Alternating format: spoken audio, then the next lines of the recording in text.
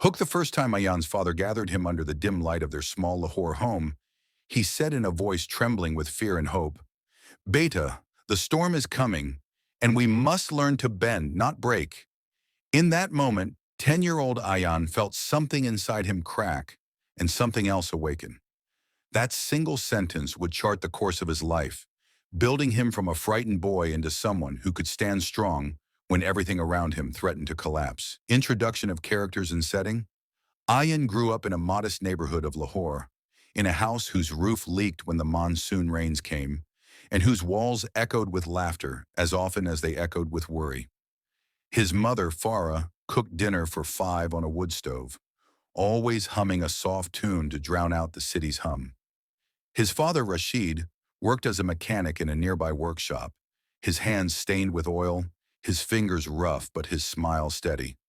From an early age, Ayan felt the weight of responsibility, even though he was the youngest of 3 siblings. His older sister, Aisha, helped their mother with chores and dreamed of going to university. His older brother, Bilal, played cricket in the afternoons and worked part-time tutoring classmates after school to support the family. Ayan, meanwhile, carried his school bag to a public school each morning, often sharing shoes with Bilal when his own pair wore thin. Rising challenge. The storm comes. One evening in late July, a violent storm swept through the city. The skies opened, the thunder roared, and the rain battered their roof until water seeped in. The next morning, Rashid discovered the workshop where he worked had lost several important tools. Stolen, the owner said, leaving Rashid's job insecure. The wages were cut. Meanwhile, Aisha's application to the university was delayed because their fees were overdue. Ayan watched his family's faces, once warm and confident, blur into lines of anxiety. He saw his father's bright eyes dim. His mother cooked less, quieter. Bilal skipped his tutoring work to help at home. Ayan asked himself, "What can I do?" He felt too small. The world seemed too big. Turning point. Ayan's decision. One day after school, Ayan found his father repairing a customer's broken bike at the workshop. Rashid looked at the boy standing by the doorway. Ayan swallowed his hesitation and asked if he could help. Hold a part, pass a tool. Rashid hesitated. "You should be at school, Beta." But then he saw the determination in Ayan's eyes and nodded. That afternoon, as they dismantled a bike engine together, Rashid spoke softly. "Even the smallest screw matters. If it's missing, the whole machine won't run." For Ayan, that became a metaphor. He quietly offered to help more after school, washing tools, cleaning parts, anything to ease the burden. Alone, he started collecting empty plastic bottles from neighbors and selling them for recycling. Small amounts, but his mother's relieved smile when he handed her 30 rupees one evening said everything. Conflict intensifies, old dreams versus new burdens. But then things shifted again. Bilal injured his wrist playing cricket and couldn't tutor. Aisha's university finally admitted her, but they needed more funds. Rashid was asked to leave the workshop. No room for someone whose hours were reduced. The house's roof started leaking worse than ever. The storm hadn't been just one night. It felt endless. Ayan found himself balancing school, helping his father at the workshop, gathering recyclables after dusk. His friend at school offered him help with homework, but he refused, saying, "I have to work." His grades began to slip. He began to resent himself for being tired, for being small.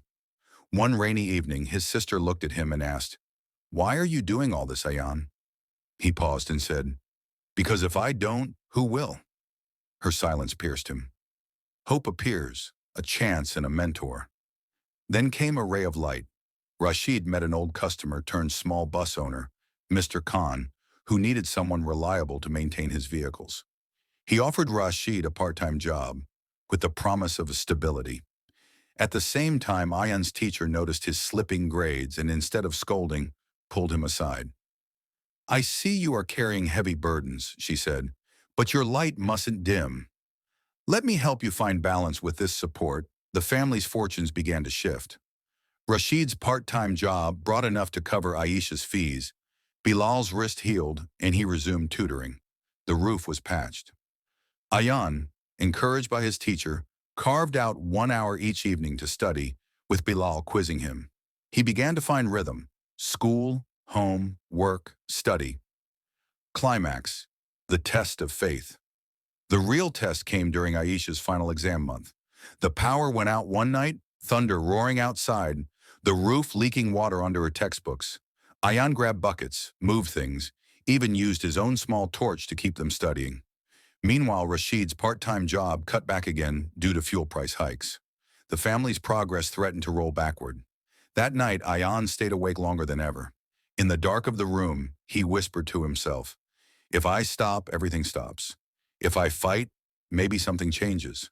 With the dawn, Aisha went off to her exam. Bilal returned to his tutoring. Rashid tightened his budget, and Ayan raced to school, drenched from rain, but determined. In the exam hall, Aisha glanced at her little brother before entering, and he gave her a thumbs up. She entered, tears in her eyes, not of fear, but of pride. Resolution, triumph through unity.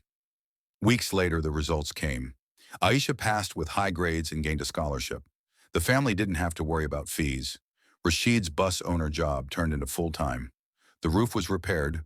A carpenter neighbor volunteered in exchange for the recyclables Ayan collected. Bilal resumed his tutoring fully and even promised to open a free class for needy kids in the neighborhood. As for Ayan, his grades recovered, his sense of responsibility matured into quiet leadership. He stood in the small home that once trembled under storms and said to his father, "We stood. We didn't break." Rashid, eyes moist, embraced him and said, "Yes, Beta, you learned to bend, and you held us upright." His inspiring message. This story shows that life does not wait for perfect conditions. Storms will come, roofs will leak, jobs will falter. We might feel small, but strength is not found only in the mighty. It lies in the small acts of commitment, the decision